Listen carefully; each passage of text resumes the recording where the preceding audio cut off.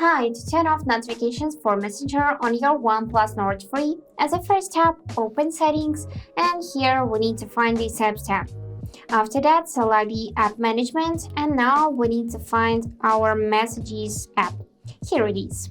And now in the Manage Notifications, you can see that it is enabled now so we can receive notifications.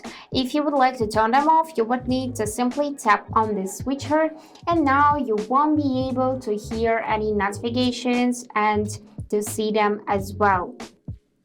So just tap it to enable once more and you'll be able to customize the setting. For example, you can select to disable the vibration.